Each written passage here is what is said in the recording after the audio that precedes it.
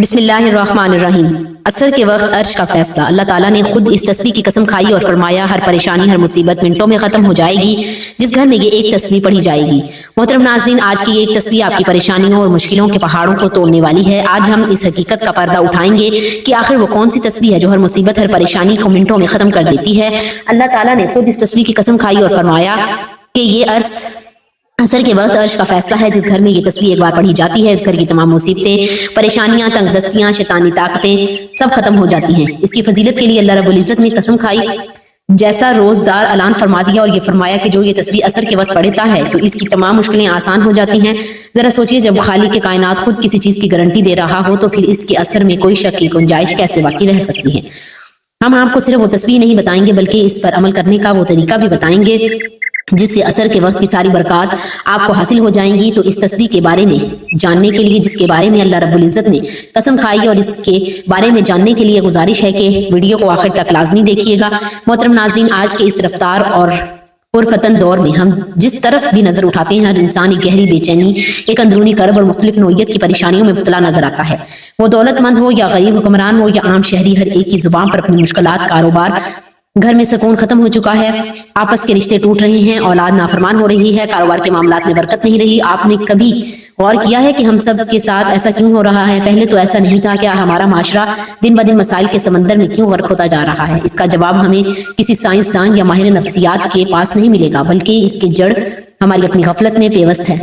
हमारी इन तमाम परेशानियों की बुनियाद और इन तमाम परेशानियों की बुनियादी और सबसे बड़ी वजह हमारा अपने खालिक और मालिक का, राज़िक का, अल्लाह रब्बुल इज्जत से दूर हो जाना है। हम दुनिया की आर्जी जमेलियों में, फानी लज्जतों की दौड़ में इस कदर गुम हो चुके हैं कि हमने दीन को हमारी अब्दी निजात का वाहिद जरिया है बस में डाल दिया है। जब इंसान अपने मकसद तख्लीक को भुला देता है तो खालिक इस पर दुनियावी मुश्किलात के दरवाजे खोल देता है ताकि वो बंदा पलट कर थक हार कर अपने असल ठिकाने यानी रब की दर पर वापस आ जाए। ये एक अटल और पुरानी हकीकत है कि हम जितना इस्लाम की तालीमात, हमारे प्यारे नबी हजरत मोहम्मद सल्लल्लाहु अलैहि वसल्लम की सुन्नतों और कुरान के नूर से दूर होंगे, इतना ही हम दुनियावी और गरबी मुसीबतों में गिरते चले जाएंगे, क्योंकि हमारे दिल का सुकून सिर्फ अल्लाह के जिक्र में पोशीदा है।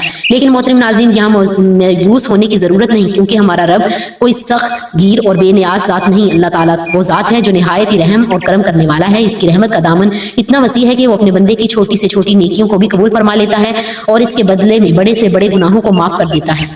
वो 70 माओं से ज्यादा मोहब्बत करने वाला, हर पल हमें तौबा और वापसी का मौका देने वाला है। मोहतरम नाज़रीन, अल्लाह की शान रहमत का कोई अंदाजा नहीं लगा सकता। अल्लाह ताला की रहमत की एक छोटी सी झलक पर गौर कीजिए जो हमें बुखारी शरीफ की एक मशहूर रवायत से मिलती है। एक बार बनी इसराइल की एक औरत जो बदकार थी, उस पेशा करती थी, एक इंतहाई गर्म दिन में सफर कर रही थी कि इसने रस्ते में एक कुत्ते को शदीद प्यास की हालत में हामते हुए देखा। कुत्ता प्यास के मारे कीचड़ चाट रहा था। इस औरत ने कुत्ते पर रहम खाते हुए फौरन अपने चमड़े के मोजे में कुएं से पानी निकाला और इसके प्यास से कुत्ते को पानी पिलाया। वो अमल दुनिया की नजर में मामूली था, मगर अल्लाह रब्बुल इज्जत ने इस बेजुबान जानवर पर रहम करने के इस औरत अमल को कबूल फरमाया और इस एक नेकी के बदले इस औरत के तमाम गुनाहों को माफ फरमा दिया। सोचें, अगर एक फाहिश औरत एक कुत्ते पर रहम करने के अमल को अल्लाह ताला ने बख्शिश का जरिया बना दिया, फिर अगर हम इंसानों पर रहम करें, अपने रिश्तों को जोड़ें और सबसे बढ़कर अपने रब से ताल्लुक मजबूत कर लें, तो हमारी परेशानियां, मुश्किलात और गम कितनी जल्दी खत्म हो सकते हैं।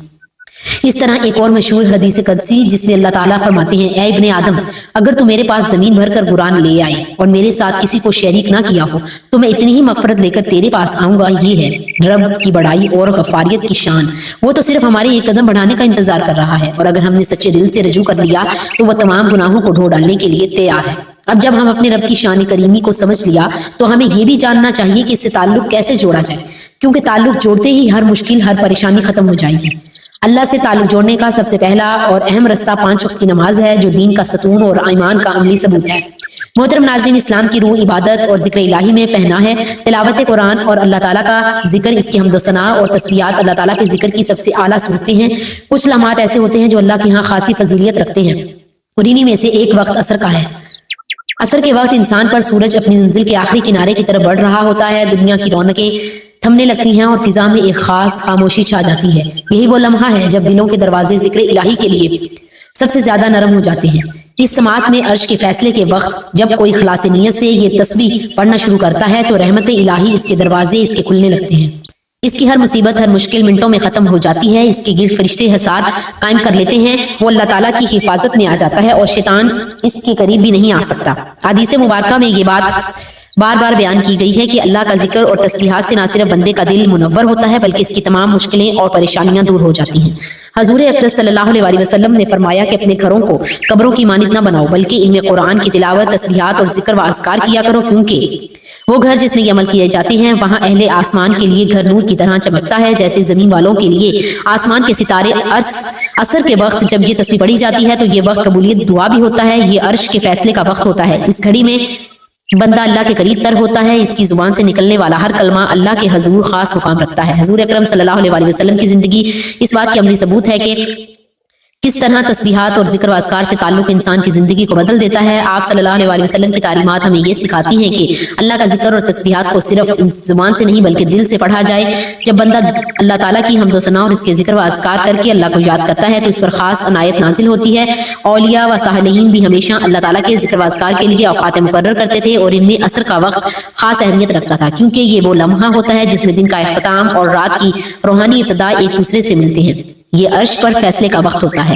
نماز عصر اور عصر کے وقت کی اہمیت و فضیلت کے بارے میں حضور پاک صلی اللہ علیہ وسلم نے متعدد احادیث پر بہت سے ارشادات فرمائے ہیں، جن میں عصر کی نماز کی حفاظت کی تاکید فرمائی گئی ہے۔ رسول اللہ صلی اللہ علیہ وسلم نے فرمایا، جس نے عصر کی نماز چھوڑی اس کے اعمال ضائع ہو گئے۔ یہ حدیث بتاتی ہے کہ عصر کی نماز ایمان اور عمل کی بنیاد ہے۔ جو اس نماز کی پابندی کرتا ہے گویا وہ اپنے ایمان کی حفاظت کرتا ہے، اور جو اسے ترک کرتا ہے وہ اپنے نیک اعمال سے محروم ہو جاتا ہے۔ عصر کی نماز جنت کی ضمانت ہے۔ رسول اللہ صلی اللہ علیہ وسلم نے فرمایا، جو شخص فجر اور عصر کی نمازوں کی پابندی کرے گا وہ جنت میں داخل ہو جائے گا۔ یہ حدیث واضح کرتی ہے کہ عصر کی نماز بندے اور اللہ کے درمیان عہد کی وفا مانند ہے۔ جو بندہ ان دونوں نمازوں فجر اور عصر کی پابندی کرتا ہے اس کے لیے جنت کی بشارت ہے۔ عصر کے وقت دعا کی قبولیت، رسول اللہ صلی اللہ علیہ وسلم نے فرمایا، جمعہ کے دن ایک ایسی گھڑی ہے جس میں اگر کوئی مسلمان بندہ نماز پڑھ رہا ہو اور اللہ سے کچھ مانگے تو اللہ تعالیٰ اسے ضرور عطا کرتا ہے۔ صحابہ کرام رضی اللہ تعالی عنہ نے پوچھا، یا رسول اللہ صلی اللہ علیہ وسلم وہ گھڑی کون سی ہے؟ آپ صلی اللہ علیہ وسلم نے فرمایا، وہ عصر کے بعد کا وقت ہے۔ یہ حدیث بتاتی ہے کہ خصوصاً جمعہ کے دن عصر کے بعد دعا کی قبولیت کے خاص لمحات ہوتے ہیں۔ یہ وقت روحانی طور پر اتنے انتہائی بابرکت ہے، لہٰذا عصر کے بعد قرآن کی تلاوت، ذکر اور دعا کا اہتمام کرنا قبولیت کا سبب بنتا ہے۔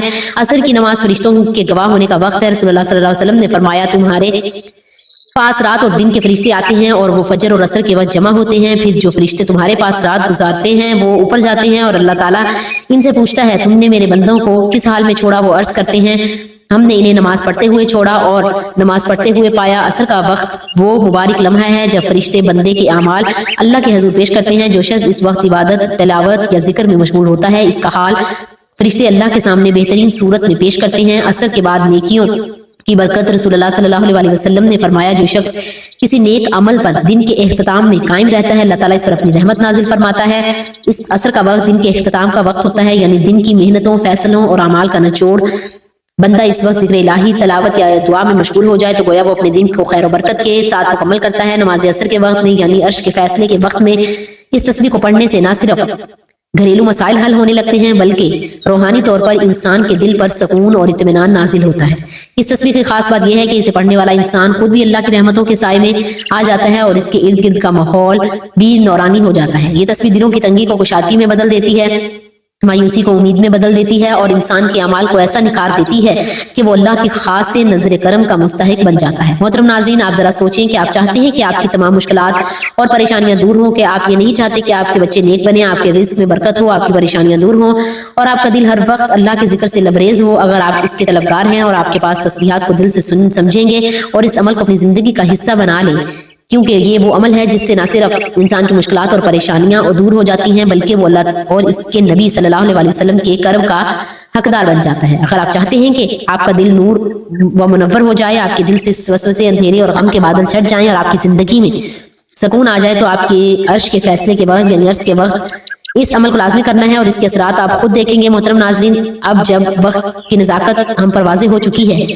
اور ہم جان چکے ہیں کہ یہ وہ وقت ہے جب عرش کے فیصلے زمین پر نازل ہوتے ہیں، تو آئیں اب ہم چلتے ہیں اس خاص تسبیح کے بارے میں جس سے عصر کے وقت پڑھنے سے اللہ تعالیٰ نے ہر مشکل کے خاتمے کی قسم جیسا زوردار وعدہ فرما دیا۔ آپ نے اس عمل کو پورے دھیان اور اللہ پر کامل یقین کے ساتھ سننا ہے، کیونکہ یہ عمل مختصر ضرور ہے مگر اس کی طاقت اور تاثیر غیر معمولی ہے۔ عمل کامل طریقہ یہ ہے کہ نماز عصر کے وقت اس عظیم اور طاقتور عمل کو کرنے کے لیے آپ نے سب سے پہلے خشوع اور خضوع اور مکمل یکسوئی کے ساتھ نماز عصر ادا کر لینی ہے۔ اس کے بعد سجدے کی حالت میں خوب گڑ گڑا کر اپنے رب سے اپنی مشکلات کا ذکر کرنا ہے۔ اگر ممکن ہو تو 2 نفل کی ادائیگی کر کے آپ نے اتحیات کی شکل میں بیٹھ جانا ہے۔ پورا دھیان، پوری توجہ، کامل یقین صرف اللہ رب العزت کی ذات پر مرکوز ہونا چاہیے اور اپنے دل میں یہ یقین رکھنا ہے کہ میرا رب میری ہر آواز سن رہا ہے، میری ہر مشکل کو دور کرنے کی طاقت رکھتا ہے۔ اس کے بعد آپ نے اس عمل کو آغاز کرنا ہے اور اپنے پیارے آقا صلی اللہ علیہ وسلم کی ذات اقدس پر 3 مرتبہ درود ابراہیمی پڑھنا ہے، وہی درود ابراہیمی جو ہم نماز میں پڑھتے ہیں۔ درود پاک وہ نورانی عمل ثواب کے طور پر میرے ساتھ بھی 1 مرتبہ درود ابراہیمی پڑھ لیجیے۔ اللہم صلی علی محمد وعلی آل محمد کما صلیت علی ابراہیم وعلی آل ابراہیم انک حمید مجید۔ اللہم بارک علی محمد وعلی آل محمد کما بارکت علی ابراہیم وعلی آل ابراہیم انک حمید مجید۔ یہ درود پڑھتے ہی آپ کا پورا عمل اللہ کی بارگاہ میں قبولیت کا لباس پہن لے گا۔ جیسا ہی آپ درود پاک پڑھ لیں گے، اس کے فوراً بعد آپ نے اللہ رب العزت کے 99 ببرکت ناموں میں سے ایک بہت ہی عظیم نام یا رحمان کی مکمل ایک تسبیح پڑھنی ہے۔ یا رحمان کے ذکر کی فضیلت کا کیا کہنا، یہ نام اللہ کی وسیع رحمت کو ظاہر کرتا ہے۔ جب آپ اس نام کو عصر کے وقت پورے یقین کے ساتھ پکارتے ہیں تو اللہ کی اس صفت کو متوجہ کرتے ہیں جسے ساری کائنات سے راب ہو رہی ہے۔ یہ ذکر آپ کے دل کو سکون عطا کرتا ہے، آپ کے گناہوں کے بوجھ کو ہلکا کرتا ہے اور آپ کو اللہ کی دائمی رحمت میں لے آتا ہے۔ یا رحمانوں کی تسبیح مکمل کرنے کے فوراً بعد آپ نے قرآن پاک کی سب سے چھوٹی اور سب سے بابرکت سورت سورہ کوثر کی 7 مرتبہ تلاوت کرنی ہے۔ یہ سورت مختصر ضرور ہے مگر طاقت اور تاثیر ایسی ہے، یہ ہر بدخواہ، ہر دشمن، ہر رکاوٹ کو ختم کر دیتی ہے۔ الکوثر کا معنی ہے کثرت کی بھلائی، اور جب آپ اسے پڑھتے ہیں اللہ تعالیٰ آپ کو دنیا میں بھی ہر قسم کی بھلائی عطا فرماتا ہے اور آخرت میں بھی کوثر کے حوض کا وعدہ فرمایا ہے۔ جب آپ نے یہ سورت مبارکہ پڑھ لینی ہے تو اس کے بعد دعائے یونس پڑھنی ہے، جس کے پڑھتے ہی حضرت یونس علیہ السلام کی سخت ترین مشکل کا خاتمہ ہو گیا۔ آپ نے لا الہ الا انت سبحانک انی کنت من الظالمین اس دعا کی مکمل ایک تسبیح پڑھنی ہے۔ اس تسبیح کی فضیلت کے بارے میں ہمارے نبی صلی اللہ علیہ وسلم نے فرمایا کہ جو مسلمان بھی اپنی کسی حاجت یا پریشانی میں یہ دعا کرے گا اللہ اسے ضرور قبول فرمائے گا۔ جب عرش کے فیصلے کے وقت اس تسبیح کو پڑھتے ہیں تو دل سے نکلے ہوئے یہ الفاظ سیدھے عرش الہی تک پہنچتے ہیں۔ یہ تسبیح آپ کی تمام مشکلات، پریشانیوں اور تنگ دستیوں کو اس طرح ختم کر دیتی ہے جس طرح اس نے حضرت یونس علیہ السلام کو مچھلی کے پیٹ کی تاریخیوں سے نجات دی۔ جو ہی آپ یہ تسبیح 100 مرتبہ کی تعداد میں پڑھ لیں تو آخر میں آپ نے وہی درود پاک پڑھنا ہے جو شروع میں پڑھا تھا۔ محترم ناظرین، عمل مختصر ضرور ہے مگر یہ اتنا طاقت اور اتنا مؤثر ہے کہ جو لوگ بھی اسے اللہ پر کامل یقین اور بھروسے کے ساتھ ادا کر لیتے ہیں اللہ کریم ان کی تمام مشکلات، تمام پریشانیوں اور غموں کے دور فرما دیتے ہیں۔ بالخصوص عرش کے فیصلے کے وقت یعنی عصر کے وقت تسبیح پڑھنے والوں کے لیے اللہ کے خصوصی انعامات ہیں۔ اللہ پاک سے دعا ہے، اے میرے پروردگار، اے رب کریم، جیسے تو نے یونس علیہ السلام کو اندھیروں سے نجات دی ویسے ہی ہمیں بھی ہر غم، ہر دکھ، ہر مشکل سے نجات عطا فرمائے۔ اللہ ہمارے دلوں کے بوجھ ہلکے کر دے، ہماری دعاؤں کو قبول فرما اور ہمیں اپنی رحمت و رضا کے سائے میں پناہ دے۔ اے سب سے مہربان، ہمیں اپنی یاد میں سکون اور اپنے کرب میں راحت نصیب فرما، آمین یا رب العالمین۔ محترم ناظرین، اگر ویڈیو اچھی لگی ہو تو ویڈیو کو لائک کریں، دوستوں میں شیئر کریں اور چینل کو سبسکرائب کریں۔ محترم ناظرین، گزارش ہے کہ اللہ تعالیٰ کے اپنے رزق میں برکت اور وسعت کے لیے اللہ تعالیٰ کے 99 ناموں میں سے کوئی ایک نام لکھ کر کمنٹس میں ضرور شیئر کریں۔ اگلی ویڈیو تک کے لیے اجازت دیجیے، اللہ حافظ۔